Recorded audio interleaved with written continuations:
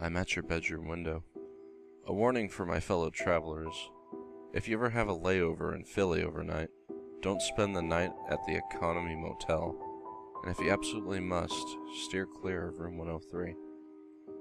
I was heading south to visit some family members for a few weeks, and unfortunately, the only flight available included a 7-hour layover in Philadelphia. Not wanting to spend those hours huddled outside the airport, I rented the cheapest motel I could find and took the shuttle over at about 11 p.m. The place was just about the shadiest looking motel I'd ever seen, but it was a bed, right? I checked in and headed to my room, 103. Exhausted, I immediately collapsed on the bed. A bit lumpy, but not terrible. Not bothering to take my contacts out, I closed my eyes and let my thoughts wander. I was yanked back to reality by a loud grumbling from my stomach. Right, the airline hadn't fed us. Annoyed, I dug around in my bag for one of those microwavable soup cups, which I tossed in the room's microwave. As the microwave rattled away, I noticed a piece of paper wedged underneath it. I yanked it out and unfolded it. There were 2 words scribbled on it hastily. Don't look. Whatever. I tossed it aside and retrieved my soup. Feeling lonely, I hopped online to see if anyone was on. I was in luck. My long-distance boyfriend happened to be on Skype. I called him up, and we chatted a while, trying to keep our voices down.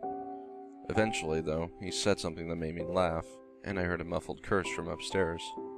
Feeling guilty, I said my goodnights and ended the call, with the intention of getting a bit of rest before my next flight. As I lay in the now-dark room, I noticed a thin stream of light coming in from where the curtain didn't close completely. Annoyed, I got up to close it. I was almost at the window when I heard it. I can see into your bedroom. The voice sent a chill up my spine. It was very quiet and high-pitched, like a child's. It was so soft, I wasn't sure I hadn't just imagined it. I shook my head and reached for the curtain. I know you can hear me. I'm at your bedroom window and I know you can hear me. I jumped back as a shadow crossed the stream of light coming into my room. I definitely hadn't imagined it that time. There was a voice directly outside my door. Someone was out there looking in. I jumped back into bed and pulled the covers up to my chin.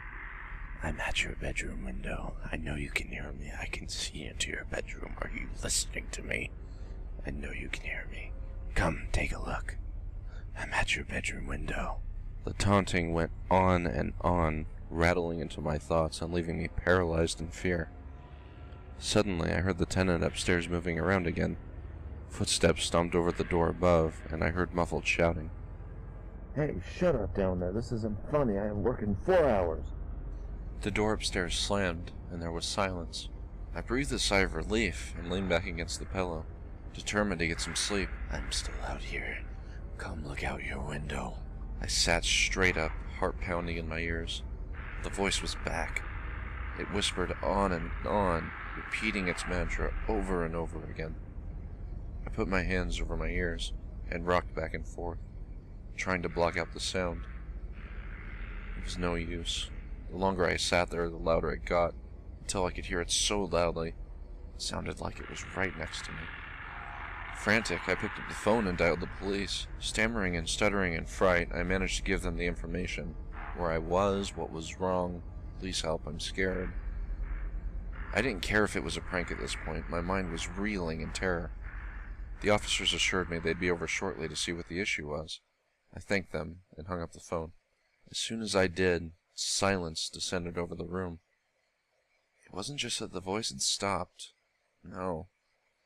Utter silence had filled the room. The air conditioner stopped. The street noise outside ceased.